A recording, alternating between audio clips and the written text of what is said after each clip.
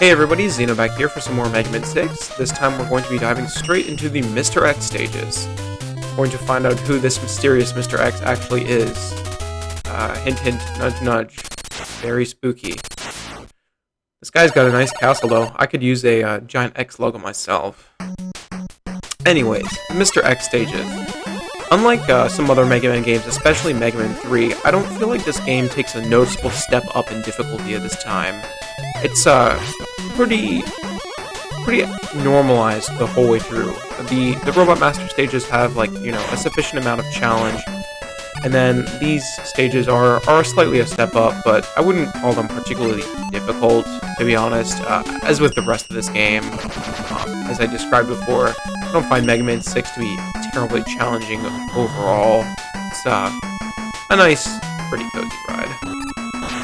These stages get significantly more use out of the jet and power adapters, as you'll no doubt be able to see, based on jet being literally required at this step.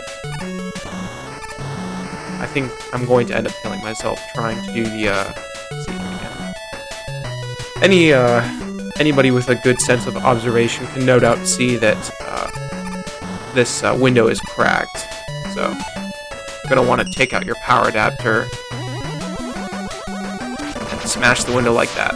I actually got it right this time. And you'll get some nice rewards for being here. It takes you to the boss faster, and you get a few lives at the end here.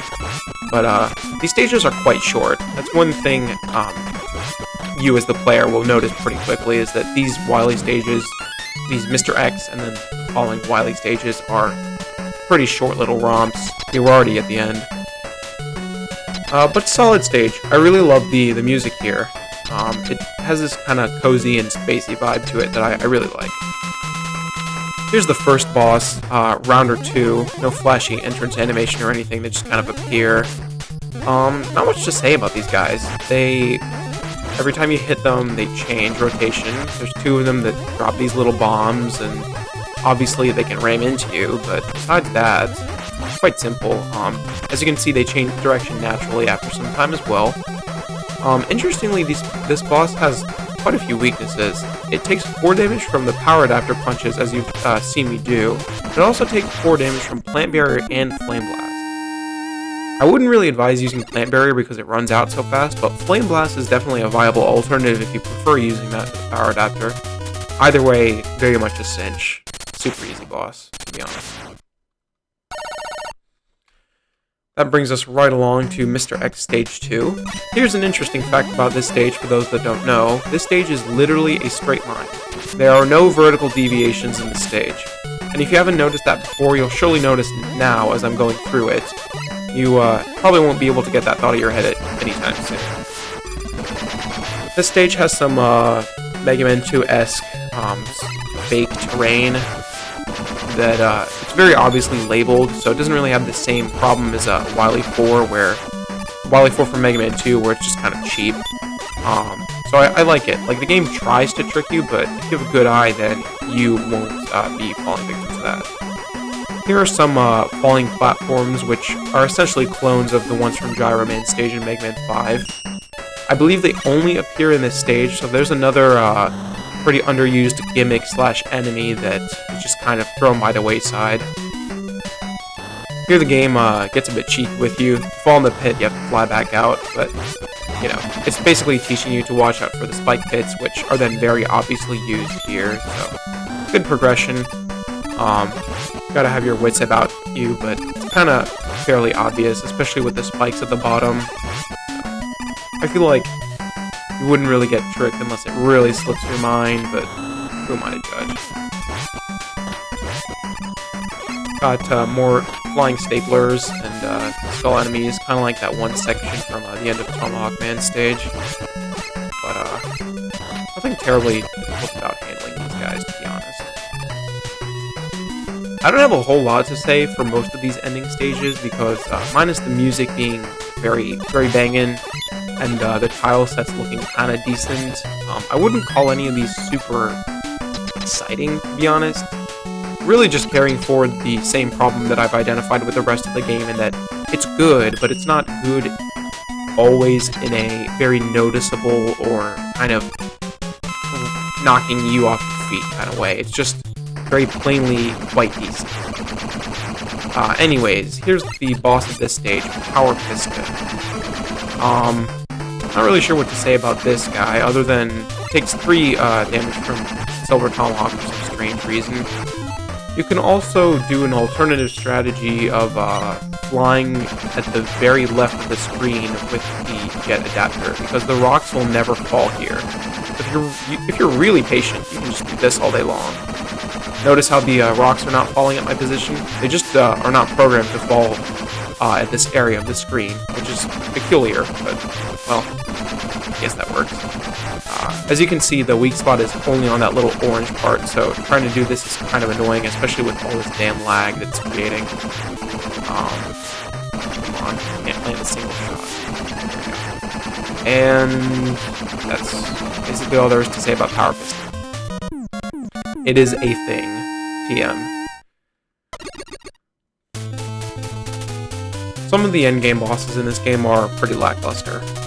I would say that's one of them. Just kind of drops rocks and shoots every now and then. Nothing terribly complex. Not that the rounders were very notable either, so really a lot of this game's bosses at the end are just kind of whatever. More forced jet usage here, which is only going to increase. Oh, I thought I could grab the ladder above that, I'm not gonna lie. Here's an E-tank for anybody that wants to grab it. Also, putting these fire tellies here is a bit of a mean trick, but if you do the exact same thing I did, you can dodge them. So, not the biggest deal in the world. The stage has yet another kind of underused and just like introduced in this stage and never seen again gimmick, which are these kind of scale platforms, I guess you could call it, where, you know, you push down one side and the other side moves in the reverse direction. Nothing special.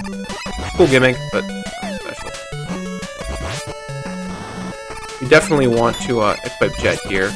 I'm also not sure why they program these blocks to reflect your shots. It's very strange. This doesn't really need to be like an interactable entity. I would really expect the shots to just go right through it, but for some reason they made them reflect off.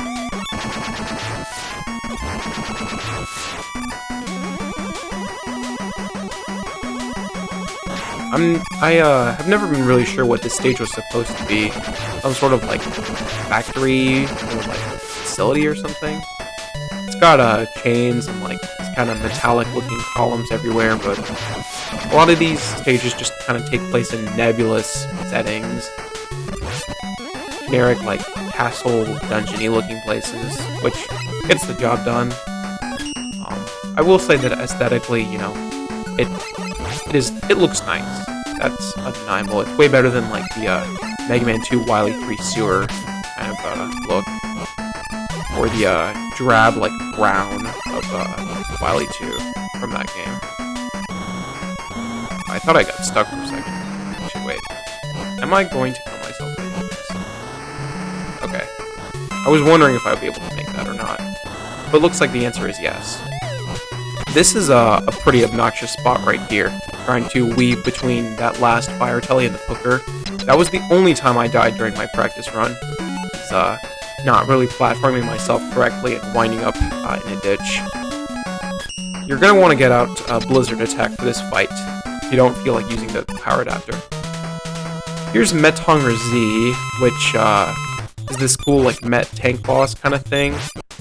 It has attacks that really remind me of a Wily machine, like these bouncing orbs from the Mega Man 2 Wily machine, and then just a volley of the 3 horizontal orbs. Again, nothing special, but it gets the job done. I believe you can also punch this thing for some decent level of damage with the power adapter, but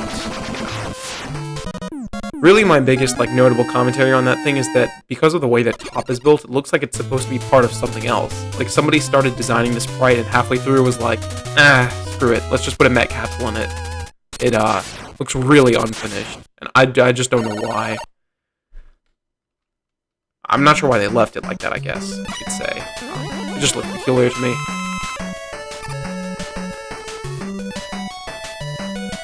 These stages go by really fast, as I said. This is already the last one, and it hasn't even been that long. That said, I would consider this one probably the most difficult. It has...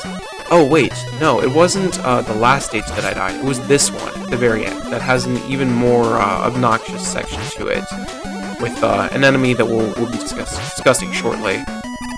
Oh, there it is. Here's Pete, which is an evil version of Pete, which is kind of funny. I have no idea why my charge shot didn't... Oh, actually, never mind. Yeah, that makes sense. The power adapter charge shot actually does make contact with this enemy, strangely enough. Yeah, it's dead. But these annoying birds come out of these pipes, and pretty obnoxious to deal with. But a good old charge shot takes care of them, like the split. But they do some quite tricky setups with these things later in the stage, so props for putting in some difficulty. I suppose I'll spring for this health. Usually I don't bother, but I'm getting low.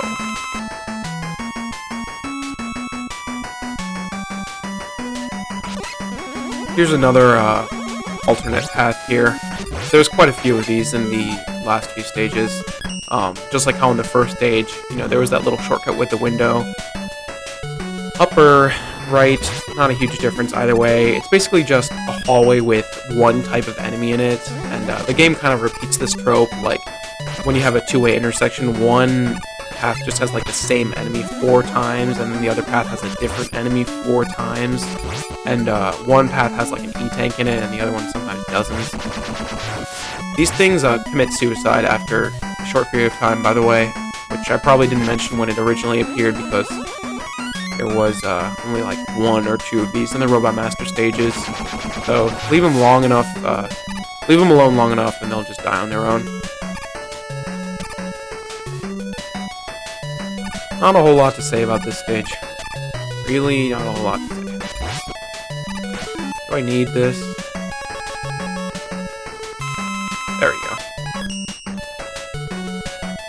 It's very easy to max out your lives and E-tanks, by the way, for anybody that caught my menu right there.